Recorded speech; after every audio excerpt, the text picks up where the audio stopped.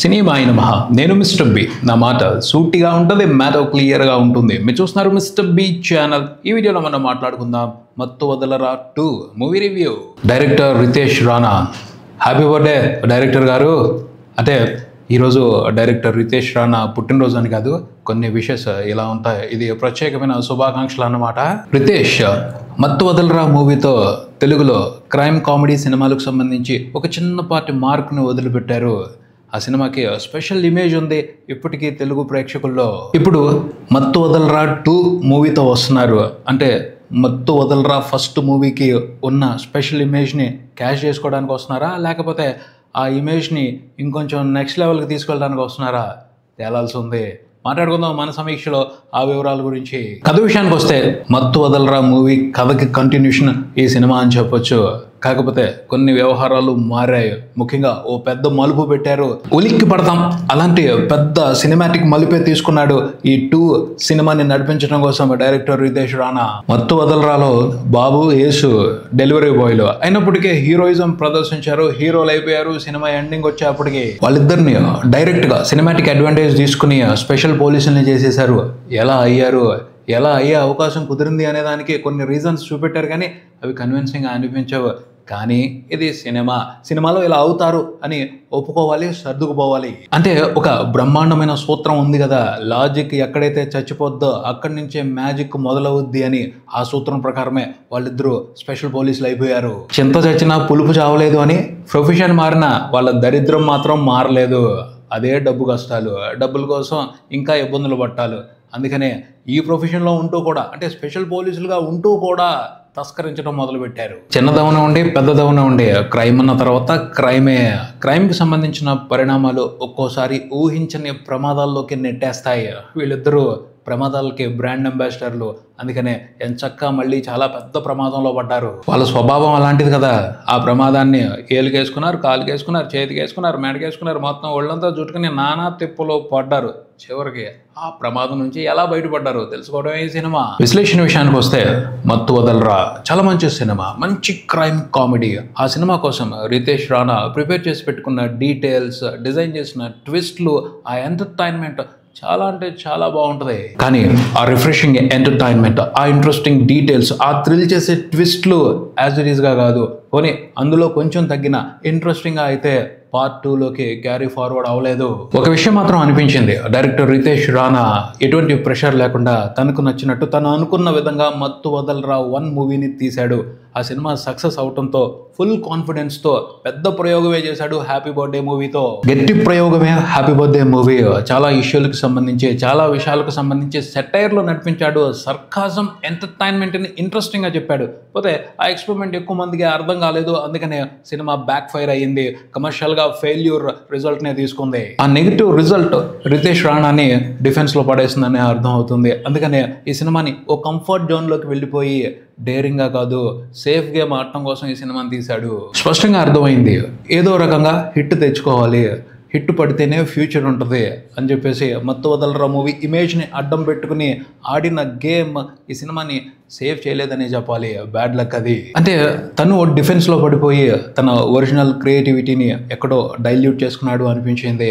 Regular entertainment, ఒక మామూలు crime comedy సినిమాని చూసినట్టు అనిపించింది. స్టోరీలో పాయింట్కి సంబంధించి కానీ, డీటెయిల్స్కి సంబంధించి కానీ, ట్విస్ట్లకి సంబంధించి కానీ, కామెడీకి సంబంధించి కానీ, క్యారెక్టర్స్ డిజైనింగ్కి సంబంధించి కానీ ఎక్కడ కూడా రితేష్ రాణా ఒరిజినల్ డేరింగ్ అనిపించలేదు. కాంప్రమైజ్ అయినట్టు అనిపించింది. తగ్గి చాలా విషయాలకు సంబంధించి తనను తాను తగ్గించుకుని సర్దుకుపోయి కమర్షియల్ విషయాలకి లొంగిపోయినట్టు అనిపించింది. లాజికల్ని వదిలిపెట్టేసి సటైరికల్ డీటెయిల్స్తో అదరగొట్టడం రితేష్ రాణా స్టైల్. ఆ స్టైల్లో కూడా చాలా వెలితి కనిపించింది ఈ సినిమాలో. ఓరి నా కొడక అనే టీవీ సీరియల్ని సినిమాలో సంబంధం లేకుండా చూపిస్తూ వస్తాడు. ఆ విషయానికి సంబంధించి కూడా ఈ సినిమాలో బోర్ కొట్టింది. ఆ పోర్షన్ వస్తుంటే చిరాకు పుట్టింది. అతని స్ట్రెంగ్త్ ఏదైతే ఉందో దాంతో గేమ్ ఆడకుండా కాంప్రమైజ్ అయ్యాడు అని అనిపించింది. దాని మూలంగానే అవసరమైన ఎంటర్టైన్మెంట్ ఈ సినిమాతో జనరేట్ అవ్వలేదు. క్రైమ్ కామెడీ థ్రిల్ని రితేష్ రాణా ఈ సినిమాతో అయితే తన స్టైల్లో అయితే ఇవ్వలేదని చెప్పాలి. ఒక్క సత్య క్యారెక్టర్కి సంబంధించి మాత్రమే డైలాగుల్ని, డీటెయిల్స్ని ఇంట్రెస్టింగ్గా రాసి పెట్టుకున్నాడు. అవి తప్పించి మిగతా అన్నీ కూడా సోగా ఉన్నాయి.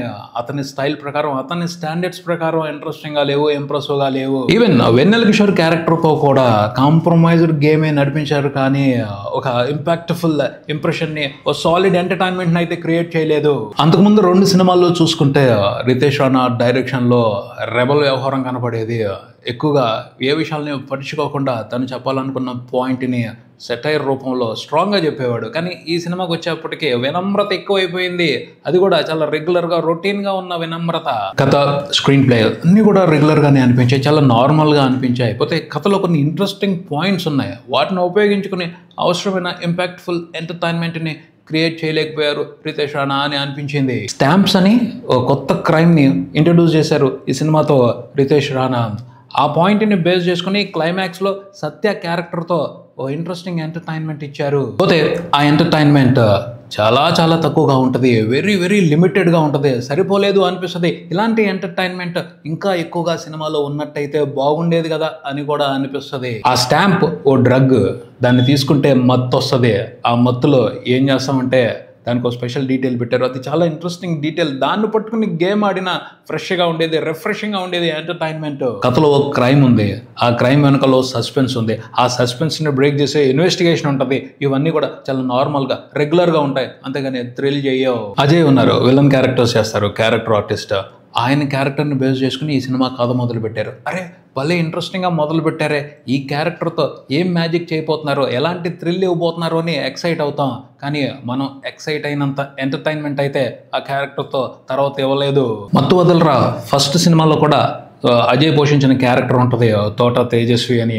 ఆ క్యారెక్టర్ని ఈ కథలో కంటిన్యూ చేస్తూ ఇతనే మెయిన్ విలన్ అన్నట్టు ప్రొజెక్ట్ చేశారు. కానీ ఆ క్యారెక్టర్తో, లేకపోతే ఆ క్యారెక్టర్తో ముడిపడిన క్రైమ్తో కానీ ఇంట్రెస్టింగ్ ఎంటర్టైన్మెంట్ని అయితే క్రియేట్ చేయలేదు. తర్వాత వెన్నెల కిషోర్ క్యారెక్టర్ బేస్గా స్టార్ హీరోల ఫ్యాన్స్ మీద సెటైర్ వేసినట్టు మొదలుపెట్టాడు, కానీ దానికి సరైన ఫినిషింగ్ ఇవ్వలేదు. మంచి ఇంపాక్ట్ఫుల్ ఎంటర్టైన్మెంట్ని క్రియేట్ చేయలేదు. ఫ్యాన్స్ అందరినీ ఈ హీరోయిన్ మన సింహ సత్య పడేసి కొడుతున్నట్టు చూపెట్టాడు. ఒక యాక్షన్ ఇంపాక్ట్ ఇవ్వడానికి ట్రై చేశాడు. అక్కడ కూడా స్టార్ హీరోల ఫ్యాన్స్ మీద ఏదో చేద్దామని మొదలుపెట్టి మధ్యలో ఆగిపోయి కాంప్రమైజ్ అయిపోయి ఓ ఫైట్ పెట్టి తప్పించుకున్నాడు అనిపించింది. సినిమా మొత్తం మీద ఒకటే సేవింగ్ ఫ్యాక్టర్ సత్య.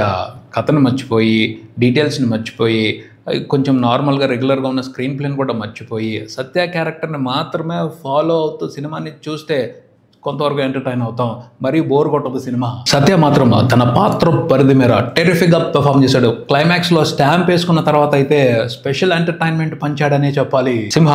శ్రీసింహ పర్వాలేదు, బాగానే యాక్ట్ చేశాడు. నడిచిపోయింది, మామూలు క్యారెక్టరే. ఆ క్యారెక్టర్ పరిధి మేర ఎంతవరకు యాక్ట్ చేయాలో అంతవరకు యాక్ట్ చేశాడు. అంతేకాని సత్యాన్ని డామినేట్ చేసి అయితే అటెన్షన్ తీసుకోలేకపోయాడని చెప్పాలి. ఫారియా అబ్దుల్లా ప్రమోషన్లో మాత్రం ఆ అమ్మాయిని బాగా హైలైట్ చేశారు. సినిమాలో ఆ క్యారెక్టర్కి అంత పెద్ద ఇంపార్టెన్స్ ఏమీ లేదు, ఉంది అంతే, జస్ట్ నడిపించారు. కానీ ఈ సినిమా కోసం ఆవిడ ఒక పాట రాశారు. ఆ పాట ప్రమోషన్ కోసం ఉపయోగపడుద్ది. సినిమా అయిపోయిన తర్వాత ఆ సాంగ్ పెట్టారు, అది బాగుంది. ఆ పాటలో ముగ్గురు కూడా మంచి ఎంటర్టైన్మెంట్ ఇచ్చారు. కాలభైరవ ఈ సినిమాకి మ్యూజిక్ చేశారు. బ్యాక్గ్రౌండ్ స్కోర్తో మత్తు వదలరా మూవీలో అతను క్రియేట్ చేసిన ఇంపాక్ట్ ఇప్పటికే గుర్తుంది. అలాంటి ఇంపాక్ట్ ఈ పార్ట్ 2లో రాలేదు. మొత్తంగా మత్తు వదలరా 2 ఈ సినిమా గురించి చెప్పేది ఏమిటి అంటే, మత్తు వదలరా 1 మూవీకి ఏదైతే బ్రాండ్ ఇమేజ్ ఉందో ఆ బ్రాండ్ ఇమేజ్ వాల్యూని పెంచే ఎంటర్టైన్మెంట్ అయితే ఈ సినిమాలో లేదు. మత్తెక్కించే ఎంటర్టైన్మెంట్ లేదు, థ్రిల్ ఇచ్చే కిక్కు లేదు, జస్ట్ యావరేజ్ బొమ్మ అంతే. ఇది ఇక్కడికి మరో వీడియోతో మళ్ళీ కలుద్దాం. ఈ వీడియో మీకు నచ్చితే లైక్ చేయండి, మీ ఫ్రెండ్స్తో షేర్ చేసుకోండి, మీ అభిప్రాయాన్ని కామెంట్ చేయండి, ఈ ఛానల్ని సబ్స్క్రైబ్ చేయండి. నేను mister B. Keep watching mister B channel. Thank you.